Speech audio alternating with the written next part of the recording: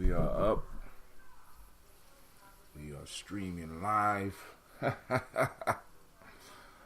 Man, oh man, it's a beautiful day. Sun is shining. The weather is sweet. Make you want to move your dancing feet. Excuse me, I forgot to put in my mic. To the rescue. Here I am. Want you to know now where I stand. Alright, we just launched the black signal. Give people some time. Of course, y'all know the lines will be open. This is Imani. This is our Toast and Talk. Black signal went out quick today. Must not be that busy out there on in the text realm. So, alright. So, of course, family, I want to welcome you to the place where your hustle builds muscle. This is the Congregation of the Mighty, and you are now listening to Gye-Nyame Journey Media. You own it this morning. All right, listen. This is a Heart of a Simple production. Of course, this is the Daily Toast. Before I do this next one, I want to pick my hair just a little bit, right? Because y'all know we strive. Oh, man. Keep on being rebellious. Hair, I love it. I love the fact that, we strive to blow up your old paradigm.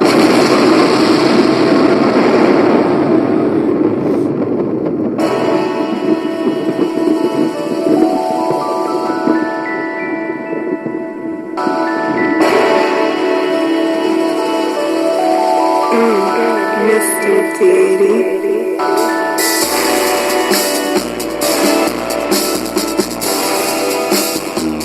Drink your water.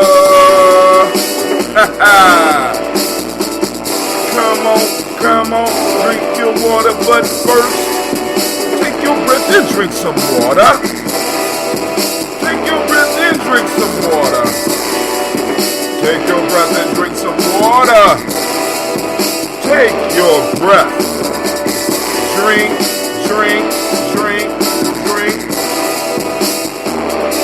Or should I say, breathe, then drink. Man, grab your glass for that water. Get your bottle for that water. Twist that cap off that water. Lift it for your water. Drink. Or should we say, live, pour, twist, then pour and drink. Now move your body and drink some water. Come on, stretch. Move your body, drink some water. Come on, move your body, drink some water. Oh, man, drink some water. Drink. Oh, man. What should I say? Move, then drink. Glass. Now lift your glass and toast your ancestors. Raise your glass and toast your ancestors. Raise your glass and toast your ancestors. Now raise your glass. Drink.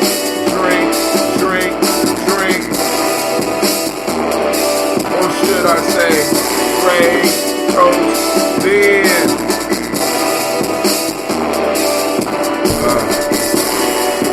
Take your breath and drink some water. Lift and pour yourself some water. Move your body, drink some water. Raise your glass and toast your ancestors. Breathe, live, move, toast. But to stay healthy, family, listen. Drink, eat. Damn. Take your breath. Lift everybody. Toast your ancestors. Drink it up with me, family.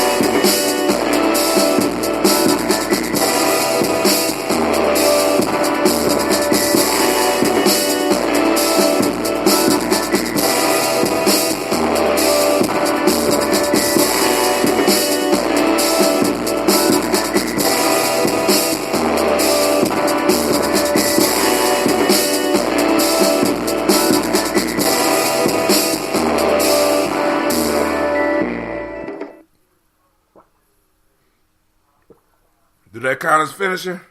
Did I finish it? Man, oh man, oh man, I want to say peace and love to all of those out there that take time to tune in, whether you're tuning in live, whether you're tuning in later. Let me send out my thank yous right now. Family, my birthday was on February 27th, and, went through it, because, I'm kind of shy about that type of stuff anyway, but 27th, nothing spectacular went down except the fact that I was alive and I was able to get up and do the toast and stuff like that, and that was beautiful. But the next week, my wife took me out. We went to a restaurant. I thought it was because they got these beer halls, and I thought it was a beer hall, because, at the beer halls, they got all types of beers, and you just, you get you some samples and stuff. But we stopped at this place, and I thought it was a beer hall, but it wasn't a beer hall. It was an expensive restaurant, and we went up in there, and we ate, and, boom, had a good time, stuff like that, shouts out to the wifey for that one. And then, so, boom, everything was forgotten. So I go to study group yesterday. I go to the warrior training, right? And we talk about the mall, getting the mall, letting people know what's coming, boom, boom, boom. Some of the brothers show up, sisters show up, boom, boom, boom. We sitting and, we just chilling. We basically just, come together, we talk, do some, talk about different issues. But like I said, mainly we hit the market and the move for the market. Voted on some things. Of course, I lost. I always lose voting, man. That's why I can't stand consensus. I wanted to be in the hallway. Everybody just can't win a goddamn thing.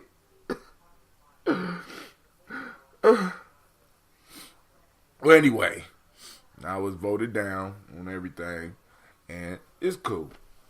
So, we having a real good time. So we moved to the Malcolm X Festival, and we start talking about raising the funds. So we are going to get heavy into the fundraising for the Malcolm X Festival, family.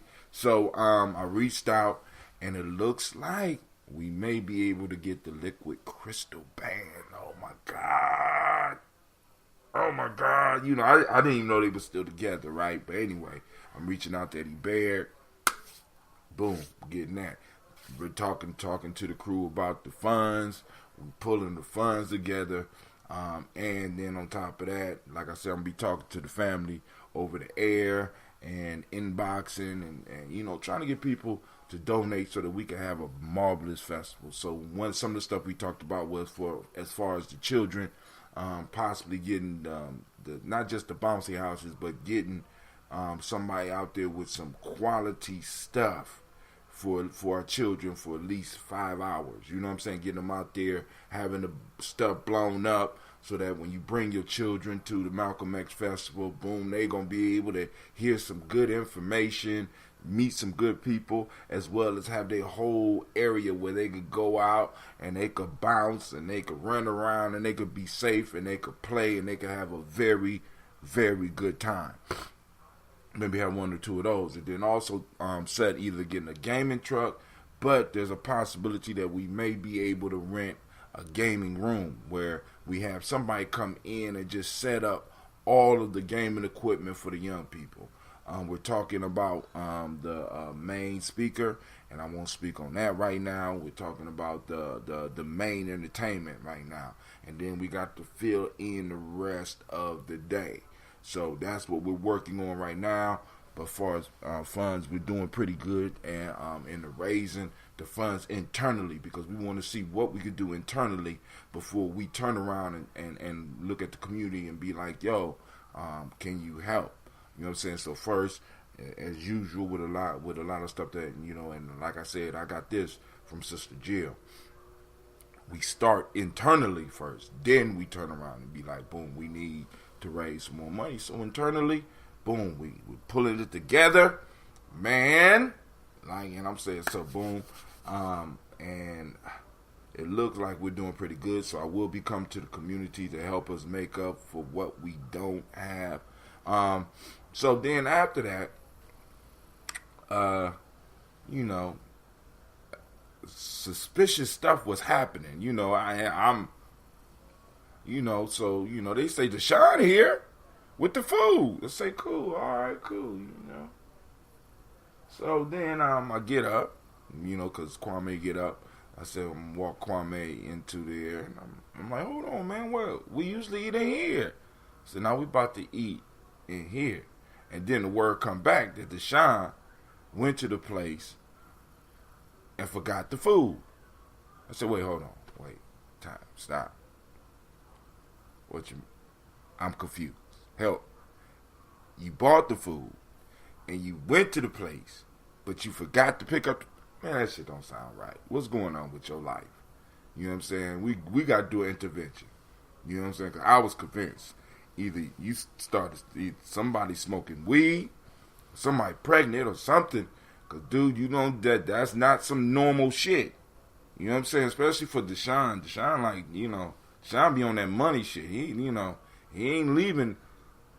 I can't believe that Royalty went somewhere and paid some money and forgot some shit. I don't believe that. Something wrong. Come on, brother. Sit down, come talk to your big brother. There's something going on, and, you know. So, sit down in the room, we laugh about it, and we continue talking a little bit, and continue talking about raising the dough and stuff like that. So, finally it's time to eat, and, you know, I say, hey, can somebody take Kwame, because I need to go to my office. So, you know, they say, you take Kwame. You need to take Kwame, because I need to talk with Miss Tracy pull off Devin and who else was in there? And Quasi. And, you know, I need to talk with them real quick. Can you take it? So walk in, my mom sitting in there, my sister sitting in there, you know, Miss Sheila up in there. You know, what the fuck going on? You know, oh, surprise. Like, wow. Got a cake, got food. The barber was there. I was like, wow, okay. Y'all pulled this one off good. So then, you know, we got the little stuff. Then they brought me a little gift. Now, I got to show y'all this, right? First off, check out the case, right? So I'm sitting up here, wow, what is this? Oh, open it up. Hold on, let me switch that around because I don't like how that, you know, that need to be in there. Like, yeah, that's neat. So I'm looking at it. I said, oh my God, look at that there. Look at that there. I said, man, oh man, I don't even know if I want to wear this. Look at this. Did you look at that? Would you look at that? Gye-Nyame watch. wow. I don't even want to take the plastic off the crystal there. Man, all right. So I'm like, oh, goodness. So I want to send shouts out to the tribe. You know what I'm saying? I was humbled, man. I was like, yo. And, you know, but the only issue, because I wish I could have stayed just a little bit longer, but I had promised one of my elders that I was gonna come through, and you know, when I do stuff like that, I want to make sure that keep on. You know what I'm saying? You know, so I had to kind of leave a little bit early, and Shamar hooked me up and made sure everything was set back to the way it was in the school building. But I really, really, really want to give the tribe a round of applause. Set it off for the old dude. I am 51 years old.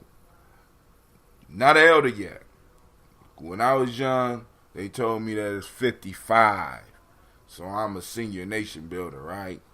That means I still could kick some ass for a couple of years. You know what I'm saying? I don't have to be the old dude sitting down all the time. I'll be kicking some ass for the next 4 years, right? We still got some major stuff to do. We still got to lock down these cultural stabilizing holidays. We still got to go on and build up this mall. We still got to get this newsletter or news magazine popping off. You know what I'm saying? And, you know, I mean, so it's still a lot of work to do. And we still have to keep pushing for these reparations. This call is being recorded. So we got somebody calling in. Who this be? A young man named Shaka. Oh, you ain't young. Stop lying. We go with a man by the name of Shaka. But what's up? Let me ask you something. Do you get your coffee for free at McDonald's yet? They get free coffee for what? With a Buckeye card. When you're a senior citizen, you get free. Man, I'm too young for the Buckeye card, man. The hell ever, man. You 50. At 50, you wait. Listen. I get the Buckeye card at 50? Stop playing. But better check it out. See, because with the Buckeye card, shouts out to Mr. DeWitt. Hey, with the Buckeye card, if I'm correct, is it the Buckeye card? Is another elder card where you could get real cheap rates at these campsites too? Now, don't tell me that, because I'm going to apply. I'm about to apply. I thought it was 55. I'm telling you, if it ain't 50, it's 55. Because I'm telling you, man, I'm waiting for that. Because like the shit, you better check some things out. You know, you start off tomorrow. Start off with a cup of coffee. Try that out. You know what? Hey, try it just with the mention. Just with the mention. Hey, you know, under your breath a little bit. Hey, get a coffee on a Buckeye card. Man. I bet you they don't even card you. I bet you they ain't gonna even card you. They gonna ask for your picture and everything. Like, yo, can I take a picture? And you know, for the young ones that's halfway woke, you know, you'll be posted up on every meme. Like, I took a picture with Dick Gregory. Wait, DeWitt says DeWitt. I think his name is Oshing. I'm 53, need car and low cost housing. What? With the card? What they mean? Low cost housing? What? I mean, what? Am I missing some shit? Is it benefits like that out there? Come on now, y'all need to let a man know. You know, I've been on the young man thing for a long time. Shit, I'm selling. I'm getting used to it now. So, but man. Like I said, man, it was a beautiful day yesterday. Like I said, and you know, so hey, I got me a Gye-Nyame watch. I ain't got no ambrosia though. I'm about to do my ferment today. I need to go get some water. I got to help Gina with her report. We got to fold some clothes.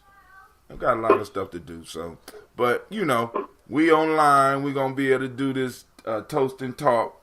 Lines are open at 614-556-4535. We're going to continue with the discussion we was having yesterday because we didn't finish the article. But first, of course, most importantly, we need to go and pour some libations. We got to do the toast. I got a little bit of unfiltered ambrosia right here left.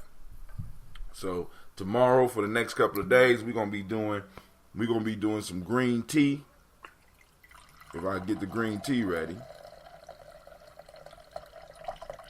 Man, the muddy waters of that ambrosia. I'm gonna finish this whole bottle. I might have to go. Man. So, there you go. That's that unfiltered after it sit for a while. Man. All right, family. So here we go. First, giving honor to the creator by whatever name you choose to call that creator. We lift up our glass. We salute and we say, Ashe. From there, family, we move to our illustrious list of ancestors, man. And like I said, now I'm going to encourage everybody, man, get you an elder. If you don't have one in your family, find an elder that you could go and chill with and they could pull you back in to reality. You know what I'm saying? Have some real talks and, and actually learn some stuff, man. Because this elder, he, for the last few years, he's been telling me about this green called the black collard. I said, what? Called the black collard. He said it grows wild. And he said, the way he described it, he said, man, some black collards will make a man cry. I said, what? That's just that good. He said, you add it in with other greens. I'm like, whoa. So this might be something else that we as a family, we as a tribe can really look into, because I have not heard about black collards being sold anywhere, right? So I'm all ears, like perking up, like, yeah. And because he said, man, I didn't give you some black mustard seeds last year. I said, no, you didn't give me no black mustard seeds, no. Because I'm like, being clear, gonna be getting our little stuff ready or out here. We could dedicate that totally to black mustards. A couple of other type of greens, but I'm just thinking about mixing some greens like that. Well, anyway, so let's go on. We're gonna toast these ancestors. So we lift up the glass first, and we're gonna read these names: Miles Brown, Miss Ann, Robert, and Tex. Hold on. I can't do this. Hold on.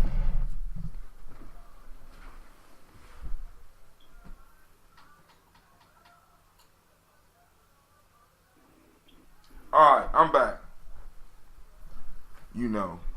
People see a little sunlight and they start turning down the heat. Battery may run. What the hell? My battery. It said my battery low. Impossible. Impossibility. What? Hold on. Let me, I gotta go get my charger. Mm-hmm. If that was an iPhone, it'd have been a whole different kind of conversation.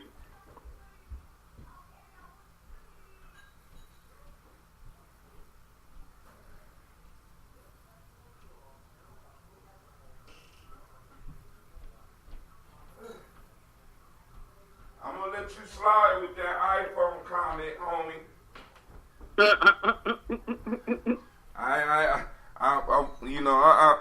I'm not gonna get on the iPhone right now.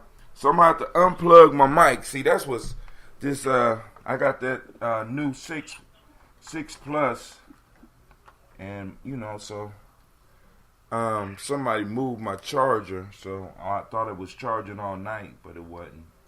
I thought that those mugs supposed to charge without plugging them up. Oh no, this one ain't got that one. I don't have that one. So hopefully the sound will still be good for those of you. If it don't sound good right now, tune in to 1100 a.m. and see if it works better. Let's see. Hold on. Let me make sure it's charging. Okay, we charging. All right. So, Miles Brown, Miss Ann, Robert and Tex, Davis, Herman Brown Sr., Rosalie Tilley, George and William Walter, Chris and Fanny Gatson, Aunt Lena, Uncle Chris, Aunt Fiend, Cleveland and Geneva Brown, Margaret Ellis, Wash Ellis, Cecil Ellis, Alvaro Brown, Gina Gaines, Herman Brown II, Barbara Twiggs, Wash Ellis Jr., Katie Ellis, Nikki Ellis, Jamon Jones, Jeremiah Tappan, John Flora, Montague Pimenel, Nomo X, Pet Ma, Romley Kapoor, Dr. Marianne Williams, Kojo Kamal, Elder Millie Dixon, Tony Clark, Pastor Yusef Weston, Elder Ageni, Elder Ron Coleman, Elder Robert Donaldson, Alfred Brofro, Hector Jr., Jay Edwards, Carlisle Harris, Grace Lundy, Inez Harris, William Bill Moss, Phyllis Rose, Sterling Lucy Wright, Derek L. Pullian, the Luxter brother, Miss Eda Brooks Crawley, Miss Marie Nelson, Mr. Frederick Crawley Sr., Miss Jerry Brunson, Mr. Lonzo Johnson, Miss Marie McDowell, Janice Foster, Charles Jordan, Kel Smith, Walter Smith, Richard Trigg, Francis Johnson, Mary Franklin, Jimmy Williams, Daniel Ford, George Gibson, Nana Loretta Clark, Inez McCrae, Fritz Clark, Frankie Justice, Katie Justice, Derek Renham, and Virginia Rogers. Reverend James Smith, Louis Henderson, Calvin Spratling, Mary Elizabeth Walker, Raymond Walker Sr., Sarah Jane Carter, Michael Ford Jr., Kellen D. Russell, Susie B. Smith, Teresa Clay, Melvin Dale Hodge Jr., Herman Copeland, Mildred Copeland, Jenny Clay, Bird Beatty, Sarah Well, Libby the Farmer, Agoso Sue, Shell Harvey, Aunt Charmaine, Aunt Evelyn, Theolis Hasbury, Harvey Hasbury Sr., Leonard Dickinson, T.C. Islam, Terrell Dunbar, Will Thomas, Sarah Berry, Mark Walsh, Merle B. Thornton, Pearl G. Thornton, Ida Johnson, Florence M. Carter, Joanne Thornton, Erica Tricia Lewis, Juanita Wright, Robert Wright, George Wright, Mary Eliza Frederick Davis, Mary Elizabeth Rogers, Mary Esther Keachler Reese, Linda Watson Hammonds, Jarrell Giles Watson, Sparrow, Slimmy, Selvin Lewis, Andrew Holmes, Pearl Moore, Percy Moore Jr., Mildred Owens, Booker T. Bolden, Charlie Hunt, Sammy Stover, Heather Pearson, Sturgeon Thornton, Richard Thornton, Lavina Hall, Freeman Bankston, Mary Moss, Sophia Peacock, Willie Thornton, Napoleon Kenty, Mark Ramsey, Paul Ramsey, Matt Ramsey, David Ramsey, Charles E. Thornton, Frankie Quells, Urania Thornton, Bernice Quells, Ernestine Jackson, Frankie Johnson, Teresa Mormon, Leon Johnson, Charles Bell, Vivian Ramsey, S.C. Johnson, Dorita Johnson, Leon Johnson, James W. West Sr., James Parham, Dana Jones, Human World, James Farmer, Mary Chavez, Leon Grace, Bessie Johnson, Hadley Lester, Mary Moreland, Paul Moreland, Elder Caleb, Rosemary Martineer, Elder Amatette Wellman, Fred Douglas Triggs Sr., This Real Life at Gye-Nyame. I told you about eating down in the basement. Thelma Triggs, Thomas and Lula Berry, Lacey Eleanor Howe, Franklin Russell and Davis, Fred Douglas Triggs II, Bina Triggs, Reverend Eddie Moore, Helen Fuller, Eugene Jackson Sr., Richard Ellis, Silas Alexander, Charles Maxwell, Percy Alexander, Arthur Reynolds, Stanley Lockhart, Ricky Lockhart, William Lockhart, Woodrow Lockhart, Brenda Porter, Deacon Hargrove, Carla Sawyer, Andrew Parker, Doris Donald, Ellis Murphy, D'Amico Russell, Dilimon Arias, Jean and Ruth Jones, Jana Callahan, William Walter West, Nigella Parrish, Elder Basiji Fanani, Jim Robinson, Gladys Johnson. Happy birthday. You know my birthday was weeks ago, but thank you. Valerie Clark, John and Mary Sullivan, Dirk Johnson, Antonio Johnson, Delise Waters, DeFritis Hines, Inez Bostic, Edna Bostic, Winifred Scanterberry, Wilson Haley, Emma Hines, Phyllis Lee, Eugene Spratling, Calvin Spratling, Charles Wooden, Penny Brown, Roy Lee Printup Jr., Miriam Johnson, Wilbur Longmire, Edith Catney, Janice Carter, Michael Carter, Leon Pina Carter, Margaret Carter, William Carter, Lisa Jordan, Charles Lee Mosley, Dorothy R. Blair, Ransom Evans Sr., Sam Evans Sr., Naylon Blair Sr., Edward Stevens, Sue Ann Stevens, Joe Davis, Timothy Butler, Gene Holmes, Dana Jones, Peter Charles, Christy Nichols, Cardinal Robinson, Rosemary Charles, Ada Pearl, Bob Ingalls, Jack Wallace, Warren M. Finch, Warren P. Finch, Tim Ingalls, R.G. Finch, William Billingsley Jr., Jennifer Sensenball, Hazel Gaston, Jerry Brantley, Brian Watson Jr., Kaniko Parsons, Jason Kathy Bradford, Thomas Bradley, also known as Uncle Buki, also known as Gypsy, Reverend Roosevelt Word the First, Stacey Trice, Frank Smith, Mother Bertha, Michael Leonard, David Brown, Ruth Carter, June Cox, Ruth Cox, Paula Cox, Ronald Urban, Judy Hubbard, Irving Johnson, Francis Booth Jefferson, Dan Wilkinson Sr., Emma McClendon, where am I at?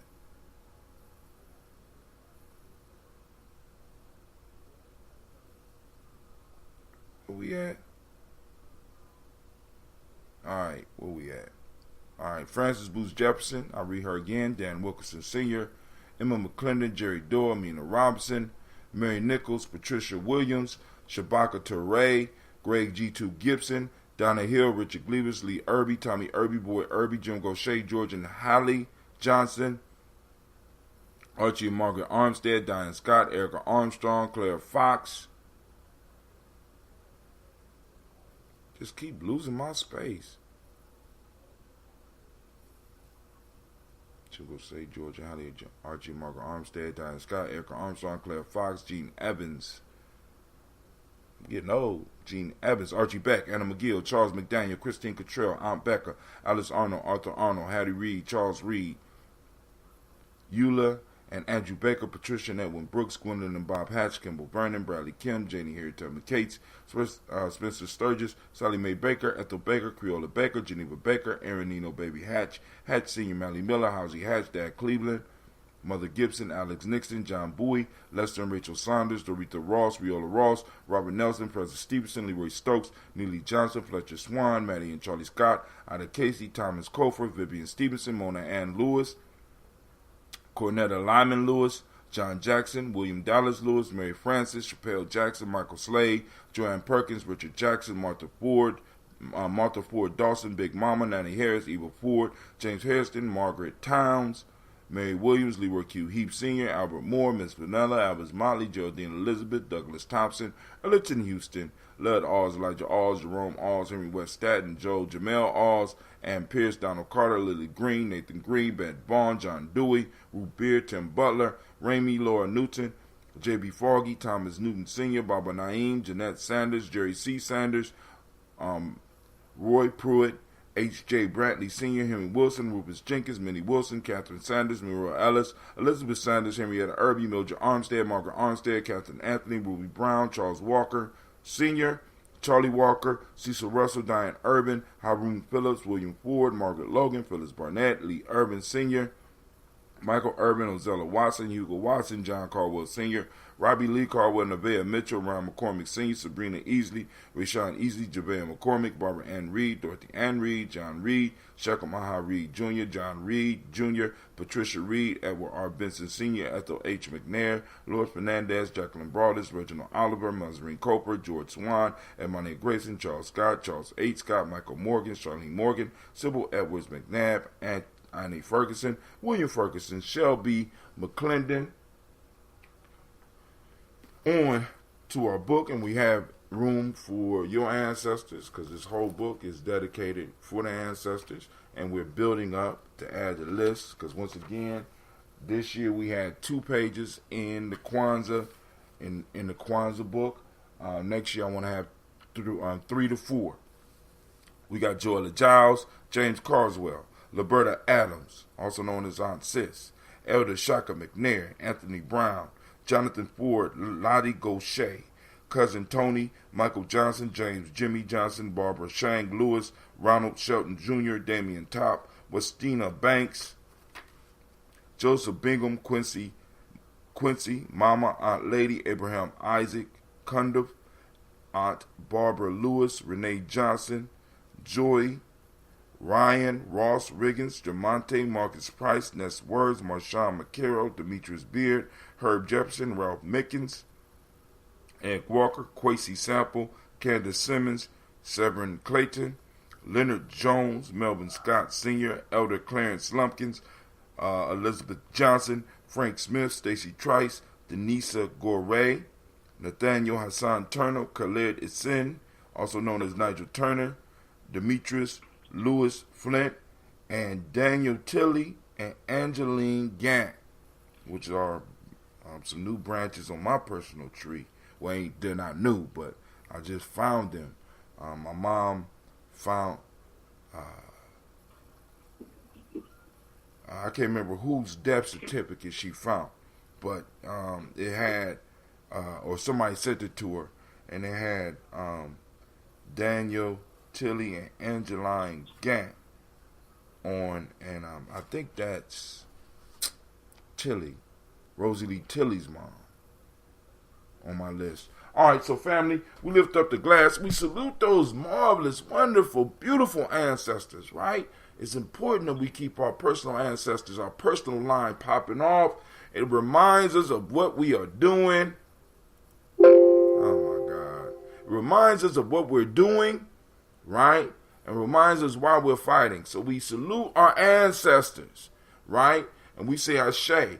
So to keep the pack, we move into the present moment. Right now, we are on Imani family. Open up your reticular formations or activate your reticular formations and start seeking out Imani. For those that don't speak the language, Imani means faith. Also, the demonic principle of the day is harmony. Trust is what we teach the young people, far as in Millennium 7. Red is the color. Didn't go get the red shirt. Matter of fact, I got to fold all those clothes today. The Hermetic law is gender. Male name for the day is Kwesi.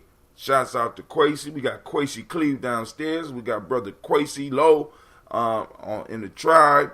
And we got a female named Akasua. Right? So we lift up our glass. We salute the present moment because in the moment is our power. We lift up our glass. We say Ashe. Where we go from there? We toast our children, our children's children on to infinity. We toast them in advance. And we say Ashe. Where do we go from there, family? Last but not least. This ain't what we nowhere near last, but we toast all of our ancestors. All of our relations, and we say Ashe. From there, family, this is that personal toast for you. What is it that you need in order to move towards your greatness in this moment? And we say Ashe.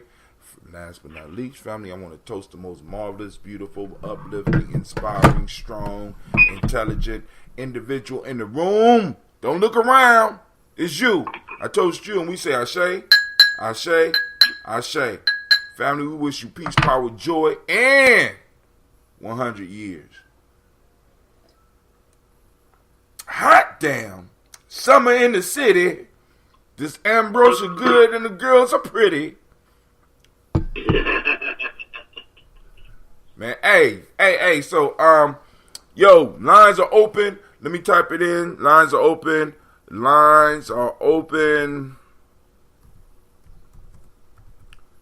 614-556-4535. Bow. Alright, we sent it out. That's on YouTube. That's on, it even clicked to Facebook. I don't think it went to Facebook. Let me check. You don't post on Facebook. I'm still waiting for my little personal birthday gift because I got this new device coming. As a matter of fact, I'm gonna go out and buy hopefully the tripod, and hopefully it fits. If not, I just keep the receipt and take it back. Learning a lot. All right, I never knew that you could take stuff back. I mean, I kind of knew, but I've just been lazy on it. So 614, call in line, call in 614-556-4535. Boom. Let me put call in lines on there just in case it's somebody new. Call in lines are open. I want a damn omelet. That's what I want this morning. I want an omelet. You know what, Tim? What's up? It's time for me to have a bed and breakfast down there. I just decided. When you said you wanted an omelet just then, I know exactly what kind of omelet you want. All right? I know that the omelet that you want go all the way back to the Red Sea Lounge and before and beyond. See, thing is that I have gifts that I know that I'm good at, and I reserve those. And dig this. If you look at my whole history as a creator, I reserve the right. To hold on to the things that I create in the sacred nature. Uh-oh.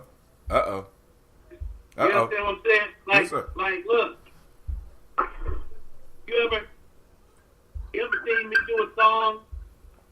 You ever seen me do a song in front of some folks that just wasn't on the vibration to receive it?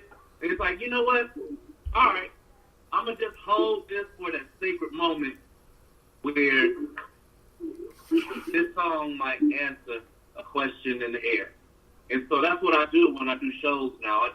I read the vibe. I read the audience. Do I do a love song? I'll even ask them, do it. Love or revolution? Right? Right. And and we just take it from there. Man, I want to do the same thing on the breakfast tip.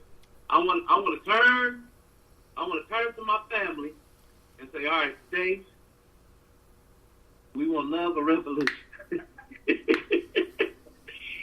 All right. Yes, So sir. I'm just saying that. I want today to be the day that we put our creative powers and our superpowers to the test. Now, I just put out in the universe. That's what I want to do, and I decided I want to do it down there. Shaka. So if within the next 30 days we can come up with the time and space for me to be redelivered to Columbus, then I'm down with it. Oh, wait, hold on. So you're talking about setting up for a day and doing breakfast. Is that what you're talking about? Not only that, Hatem, I'm talking about coming there to put my stake into some space that's going to allow that to be that function. Every time we want to, like last time I was there, we went to a wonderful place and had a wonderful breakfast. Oh, yeah, we did. Ooh. But you guess what I'm holding in my hand right now, Shaka? Because remember I said I ain't got no more ambrosia? But you know what I do got? What you got? I got a red decorative bottle of Red June that I've been holding on for. When did you get this to me? Sometime last year? A year ago. So I will be a year ago. And I'll say a year ago because I started bottling in the beer bottles after March. So yeah, we're gonna break this open and we're gonna sip on this until we get some more ambrosia because I think. Hey, and you know what's so crazy about that, Hatem? What's up? The sister was around this time last year.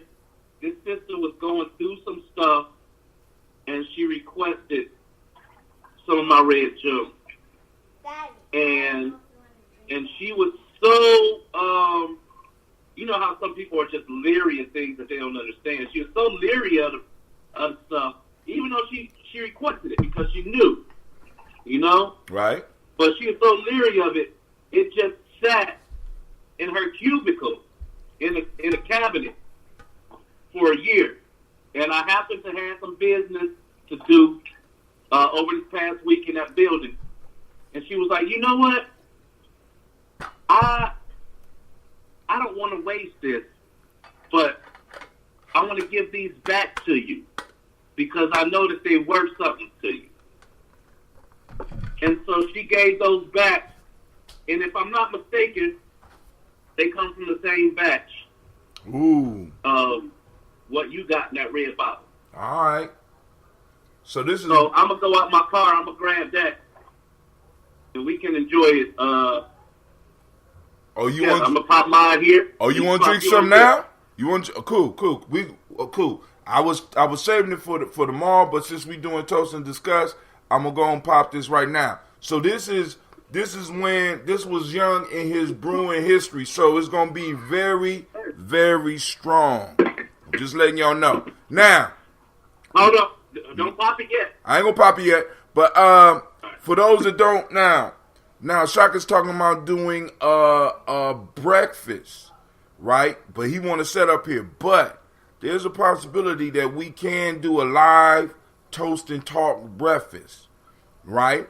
You just need to get the location, and I think Sister Navita might be working on that one for Brother Hot Tim right now, or actually for Gye-Nyame Journey. Speaking of that, G&J, matter of fact, a mall day in April would be great, or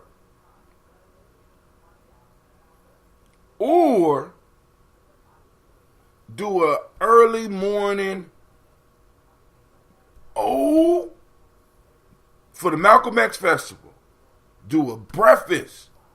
All right, but yo, we had the G&J Community Mall popping off, a full-service market at Millennium Community School, 3500 Refugee Road, Columbus, Ohio, March 30th from 12 to 6 p.m. Family, we are getting ready The vendors are registered. So y'all listen, come on out and support, and let's get to this community building. Now, y'all know today we're going to talk some more about the reparations or some of the other stuff that y'all want to talk about. Because I see Lady J on the line, Brother Quasi Lowe, he's on the line, but he ain't talking because he big time now because Jesus came to his show. And if y'all ain't see that, Jesus was on his show last week. And since Jesus been on this show, Quasi just have not been the same.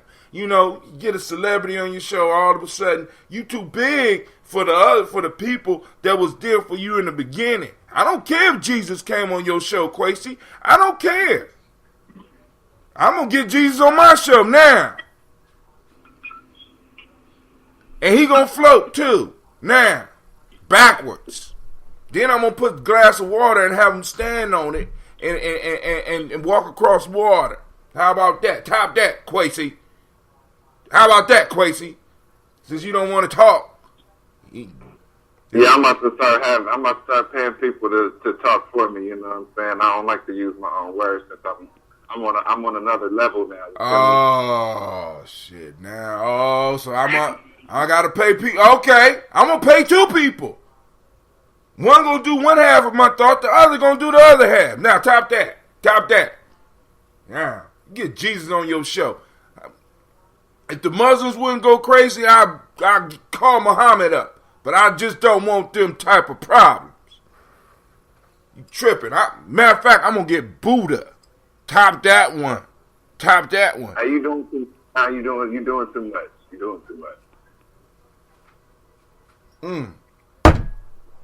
All right. Lady J is on the show. The beautiful, unstoppable Lady J. The one that loved to quote the niggas sing rivers or something. And stuff like that.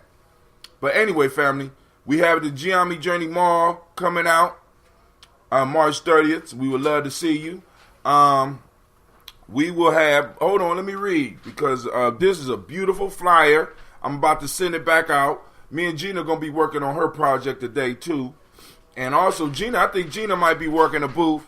Because we trying to make sure our young people start understanding business and stuff. What's up, Gina? What's up? G&J Community Mall is not just a mall, but a cultural stabilizer for our community. This is a once-a-month pop-up shop mall marketplace, community gathering place. Come shop, support, and create economic development. Clothing, jewelry, business, services, fresh produce, toothpaste, natural soaps, cleaning supplies, hair products, and etc. Yanni Spa is going to be there. So we're going to have another presentation on the African heritage diet. You can pick you up some toothpaste. Then on top of that, you can have you a nice conversation. Gina just dropped me a note saying my dad is crazy. Thank you very much, baby. All right. And she spelt it all right. So we're gonna have food vendors. This time we're gonna have fish as well. So family, come on out. We got the movie popping off at 3 p.m. You can buy we're gonna make it so that you can buy the movie tickets in advance as well. Because now remember, the movie goes to support when we do Kwanzaa or when we do the Malcolm X Festival. You know what I'm saying? So we got to raise these funds so that we can have a real good time. I already told y'all we talking about a game room. Gina, can you please go rinse this off for me? Because I don't want any ambrosia when I do the Red June. So now we got that, huh? We got the mall piece. We spoke about it. Any questions about that, feel free to call in, or you could go on and leave me a message up on one of the chats. I'm up. But then also, yesterday we left off on a discussion. We was talking about the whole reparations piece. I'm gonna finish reading from an article from Vox, VOX. Very good. I mean, I like their site. I like they have nice, concise videos giving you information. They also have some articles sort of along the lines of where I want to take Gye-Nyame journey. You know what I'm saying? All right, so we left off. The mere willingness of some Democratic candidates to say to support reparations reflect the shift from recent years. President Barack Obama did not endorse reparations. Hold on. Where is my other? Oh, this damn cord is all up in the way. I can't do this. Hold on.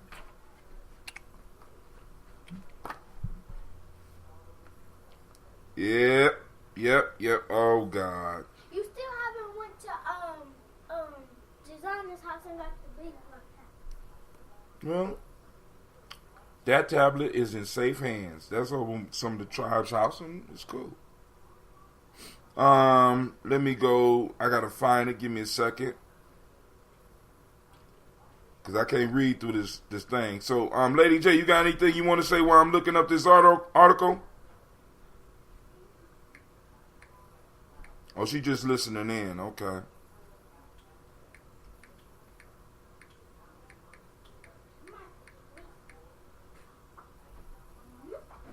No, I don't have anything at this time, my Tim. How you doing today? I'm blessed. Thanks for asking, Tim. Okay. All right. Here we go. Sorry it took me so long, but I got those that know, my phone wasn't charging because Brother Shaka took an opportunity to take a jab at us, those of us that use Android, because my phone didn't charge last night. I know I should have gave him the business, but I let him slide on that, All right. Go ahead. I will say, as a recent converter to who? iPhone. To iPhone? Mm-hmm. You went to iPhone from Android? I most definitely did. Okay, go ahead. What you think? It is a little different, Tim. Oh yeah, I know There's some good and some bad. And one thing that is good is that I don't know when the last time I charged my phone. Wow. So you saying the battery life is incredible, huh? I think so, Tim. I think so. I don't know. Like, I'm only 1/4 down on my battery, but I know I didn't charge my phone last night. I didn't charge my phone at work yesterday.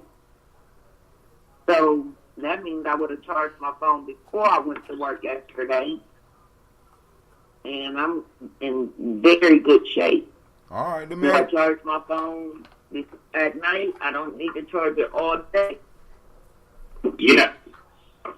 All right, so I got a question as far as that. How about storage space? So that's a disadvantage in my eyes, and also I can't figure out how I can say I'm out when I'm connected to the internet at home or somewhere, I'm good. But if I'm out and about, there are certain things I can't do that I used to be able to do on an Android. That might just be as simple as you figuring.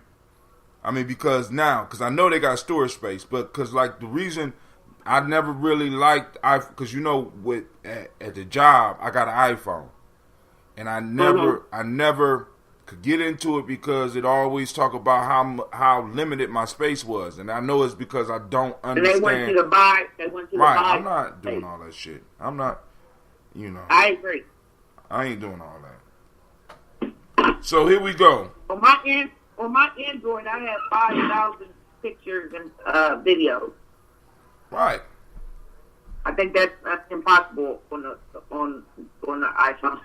Well, I wouldn't. Now, in defense, not just because not that I like it, but I know there's a way to do it because we have people in our circle that have just as much stuff as we do on our stuff.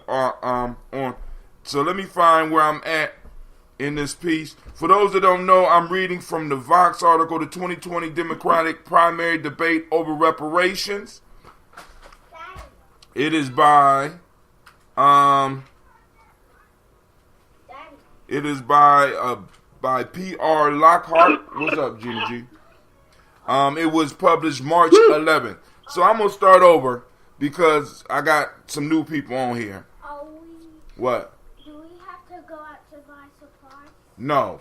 What we're gonna do is we're gonna write it up. You don't need supplies today, because the way you're doing your report is you're gonna cover the who, what, where, why, when, and how of a stegosaurus, and then we're going to put that on poster board, and then we're going to post up pictures, and you're gonna cut the pictures out with glue. Yeah, you're gonna have 2 poster boards. All right, is that cool? Yeah. All right. A new 2020 litmus test has arrived for Democratic running for president. Do they support reparations? It marks a turn in the primary contest in which black voters are expected to play a significant role. The attention to reparation has become so prominent, speaks to a series of changes that have occurred in recent years, namely the increased academic understanding of and public attention to the ways a history of slavery and discrimination has fueled disparities like the racial wealth gap, which shows that the median white household is 10 times wealthier than the median black one. These changes, coupled with a wave of grassroots activism around racial inequality and economic injustice, have helped produce a shift in mainstream attention to reparations. That attention intensified after the 2020 Democratic candidates commented on reparations to the New York Times and the Washington Post last month. So far, a handful of candidates have expressed some level of support for reparations. Senator Kamala Harris, Democrat from California, and Elizabeth Warren, Democrat from Maryland, a former Housing and Urban Development Secretary Julian Castro, have called the issue important or acknowledged how history supports calls for restitution.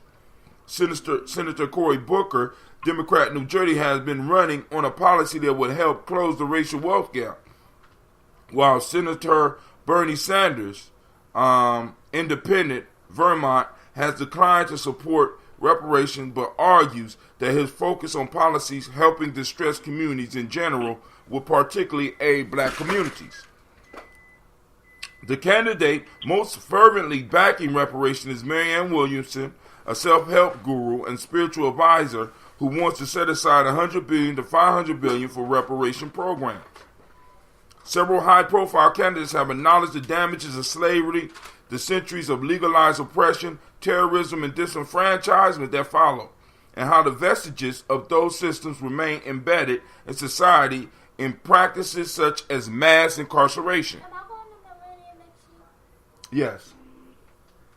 Some candidates have also noted that reparations, the process of apologizing and providing restitution to those harmed by slavery and its legacy, will serve as payment for a debt America has yet to truly acknowledge 150 years after emancipation. But they've stopped short of actually calling for reparation programs. Instead, experts say the same that some candidates have muddied the waters by framing universal programs that would help black communities as a form of reparations, which they aren't. The discussion has touched on long-standing debates about what the United States owes to the descendants of enslaved men and women, a population that has been systematically denied wealth and opportunity in a country built with stolen labor of their ancestors. Surveys of black voters in recent years have found that this group is dealing with high levels of racial anxiety and are looking for candidates who can speak directly to issues of race and justice, including economic justice. Reparations have not been listed as a priority by black Americans in recent polling, but the current debate could change that. The debate also provides important insight into how candidates talk about race and inequality.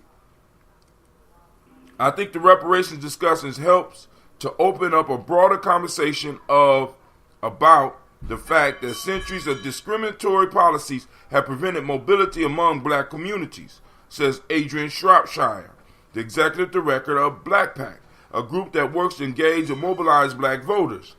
Still, she says that how candidates have discussed the issue so far lacks substance. The mere willingness of some Democratic candidates to say that they support reparations reflect a shift from recent years. President Barack Obama did not, and I stress that, President Barack Obama did not endorse reparation or support creating a reparations program. In 2016, Sanders and Hillary Clinton, the eventual Democratic nominees, also did not support reparations. Sanders, in particular, was criticized for focusing his opposition on the fact that reparations were divisive and would not pass Congress. The issue was, and still is, politically unpopular, particularly among white voters. It's clear that the Democratic Party is being pushed to have difficult conversations about race and racism. But where did this conversation about reparations come from? And what does it say about the party as a whole? How the idea of reparation entered the national conversation. We part of that, y'all. Hold on. Proponents of reparations say their argument is straightforward. America, through more than 200 years of slavery, built its wealth through the labor and very existence of black men and women enslaved in chattel bondage. The centuries that follow emancipation say the creation of policies that discriminate against black people and largely exclude them from wealth building, creating an inherited disadvantage for future generations. Reparation, its supporters argue, provide redress for both the original sins of slavery and America's subsequent failure to address generations worth of accrued disadvantage in black communities. Though the idea of Gina, you need to charge your computer because we're gonna be working on your project and I'm gonna show you how to build all this. All right. Though the idea, real life here, Gye-Nyame Journey, sorry. Though the idea of reparation has been around since the Civil War, the current debate about reparations moved further into the national popular conversation in 2014 when a journalist, Ta-Nehisi Coates, wrote The Case for Reparations. Good article. For the Atlantic, arguing that the reparations would drive a national reckoning that would lead to spiritual renewal. America needs some spiritual renewal. At the time, it was provocative. It was a provocative argument, clearly intended to prompt a conversation about the moral necessity of reparation. Coates' article is well worth reading in full, but an important part of his argument is about housing policy and wealth, two of the most visible ways the inherited disadvantage of black people has manifested. Coates explained, black families, regardless of income, are significantly less wealthy than white families. The Pew Research Center, which I posted it up on Gye-Nyame Journey earlier this week, some new stats from them. The Pew Research Center estimates that white households are worth roughly 20 times as much as black households, and that whereas only 15% of whites have zero or negative wealth, more than a third of blacks do. So that means if there are 30 million of us here, that means 10 million have absolutely no wealth. Effectively, the black families in America is working without a safety net. When financial calamities strike, a medical emergency, divorce, job loss, the fall is precipitous. And just as black families of all incomes remain handicapped by a lack of wealth, so too do they remain handicapped by the restricted choice of neighborhood. Black people with upper middle class income do not generally live in upper middle class neighborhoods. New York University sociologist Patrick Sharkey's research shows that black families making $100,000 typically live in the kinds of neighborhoods inhabited by white families making $30,000. Blacks and whites inhabit such different neighborhoods. Sharkey writes that it is not possible to compare the economic outcome of black and white children. Coates openly acknowledges that his case follows a larger academic movement that has existed for decades. One in the recent years has been further advanced by economists like Duke University's William Darity and the New School's Derek Hamilton, both of whom look at the relationship between racial inequality, wealth, and the need for reparations. More broadly, a growing body of research has outlined the extent of the disparities between black and white Americans in terms of income, health outcomes, quality schooling, home ownership, and perhaps most significantly for economists, a continued decline in wealth among black Americans. Collectively, the disparities and the arguments that they are the result of history of slavery and racial discrimination have fueled a new wave of activism around racial inequality, increased calls for reparation from black activists. In 2016, the Movement for Black Lives, a coalition of dozens of activist programs or activist groups working on racial justice, include reparation in its policy platform. More recently, online calls for reparation have been driven by a grassroots movement of black activists specifically advocating on the behalf of Americans descendants of slaves, or ADOS as the movement is called. Somebody just dropped off.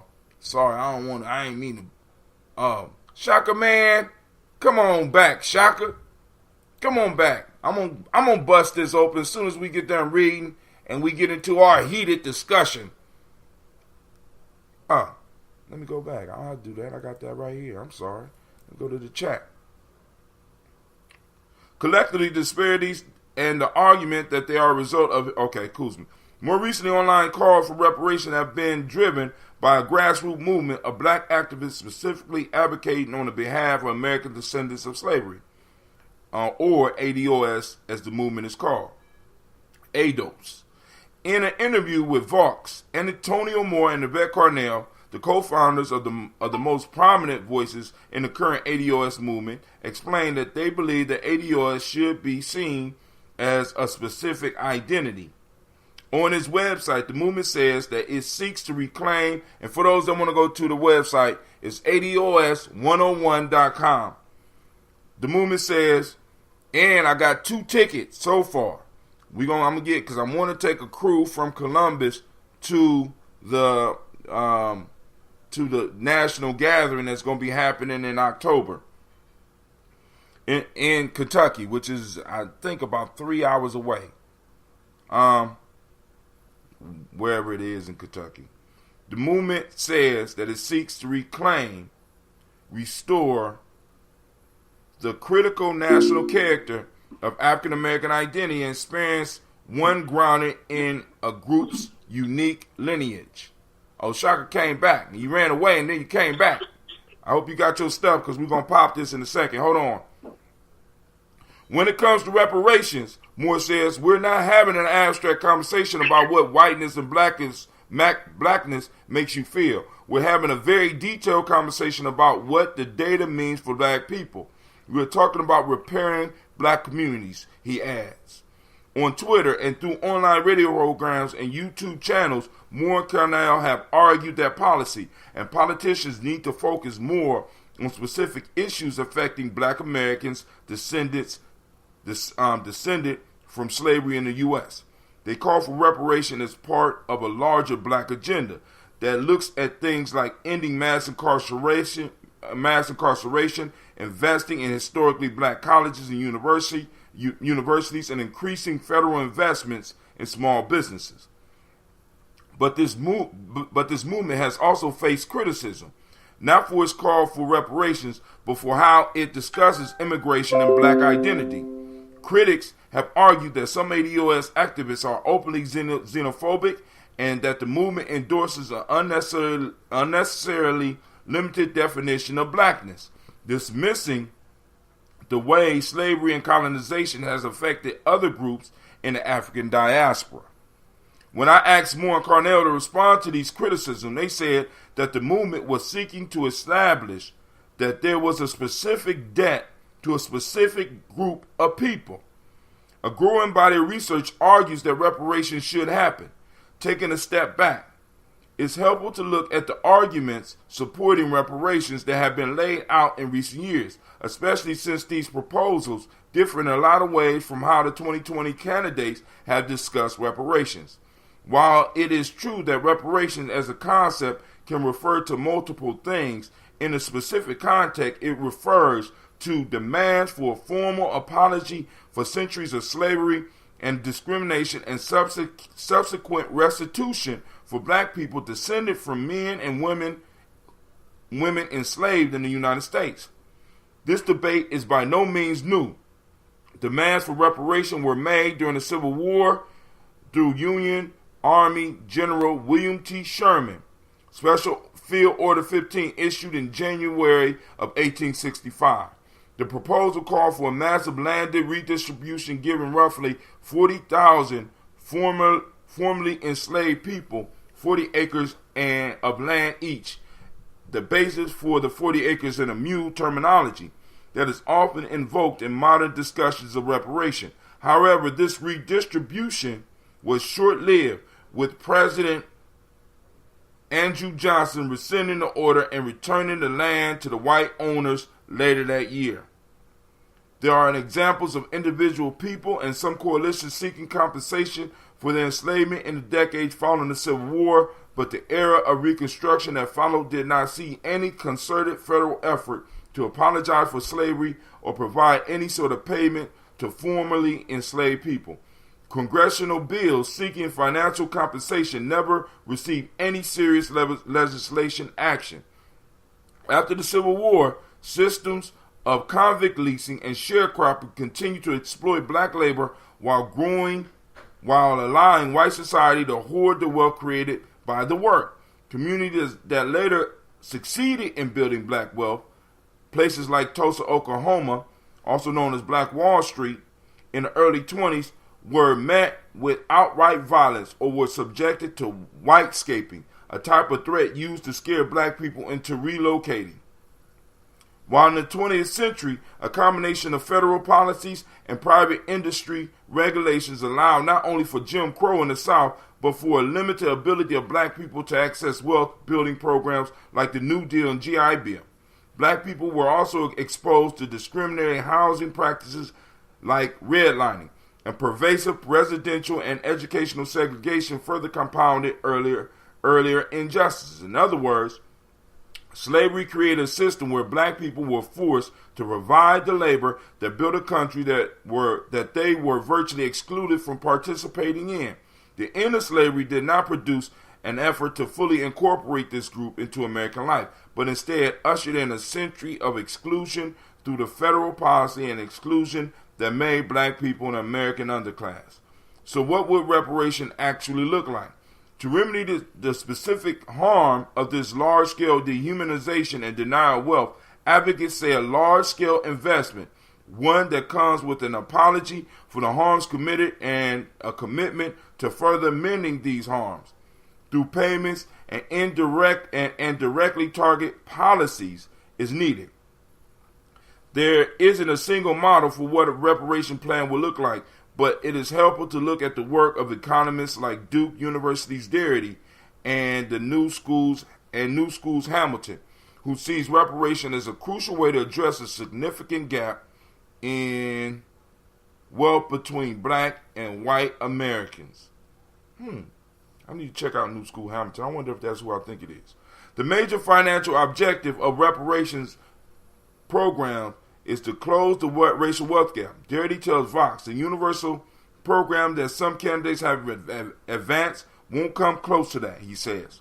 There are three goals of reparations program, he explained. The first is acknowledgement, the second is redress, and the third is closure. So far, candidates have largely focused on the first point. Darity has been researching reparations in America and America's racial wealth gap for years, providing more information on how far black wealth lags behind other groups on how slavery and systematic discrimination played a role in creating this situation. When reparations are discussed, the biggest question raised revolves around what a reparation program would look like, who would benefit, who would pay, And how would it be funded? The best way to determine this would be for the government to formally study reparations. Until that happens, it is helpful to look at Darity's work, which provides one possible roadmap for reparation and addresses some of the above questions. Looking at who would qualify for reparations, Darity argues that the restitution should be limited to people who can trace their roots back to at least one ancestor enslaved in the U.S., adding that the claimant must also have identified as black, African American, colored, or Negro on legal and government documents at least 10 years before the reparation program takes effect. When it comes to what a reparations plan will look like, Darity has argued that exclusively offering cash payments without addressing the underlying structures that have restricted black people from building wealth will fail to correct the issue. Instead, he has looked at what he calls a portfolio of reparations, a combination of individual payment and race-targeted proposals like vouchers for financial asset building, free medical insurance, or free college education for black people, or trust fund exclusively for black Americans, who also calls for an education program that would teach Americans the complete story of slavery and its after effects, which he says would help the country understand the harms done. To read more of Darity's work, these two papers are a good start, and you can click the link and it'll take you there. Darity is currently working on a book about reparations in America, and he has argued the U.S. would need to spend several $1 trillion to begin its process of atonement for centuries of bondage, violence, and discrimination against black Americans. Estimates from other economists and researchers range from $6.4 trillion to $14 trillion. The damages to the collective well-being of black people have been enormous. Darity has noted in his research correspondingly, so is the appropriate bill. How long is this thing? I'm over here freaking out. I'm sorry. I'll stop. We can stop. We can stop. Because it's longer than I thought. But, it's good. I'm sitting in the line at the gas station. They take forever. And I was like, man, I can do this live. I just want to talk. All right, cool. Let's talk. Let's get it, family. What's going on? What's on your mind? Shaka, I have your drink.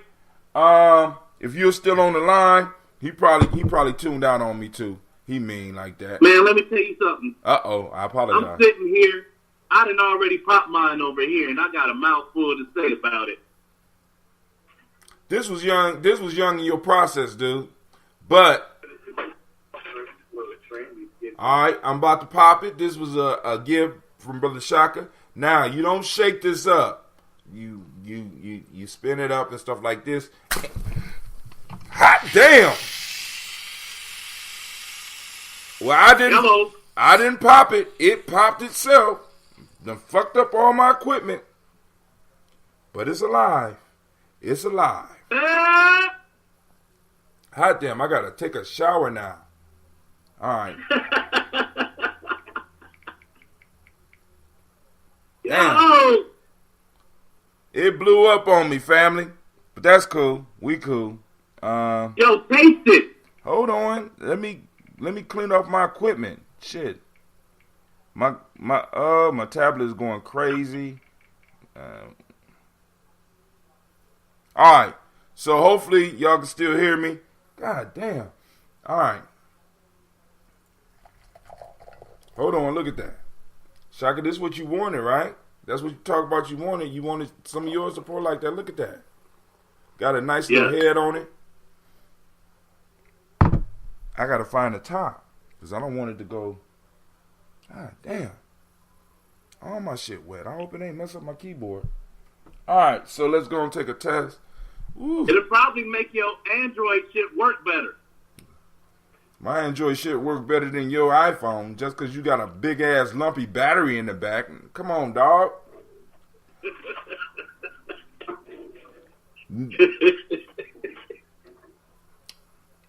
Oh shit.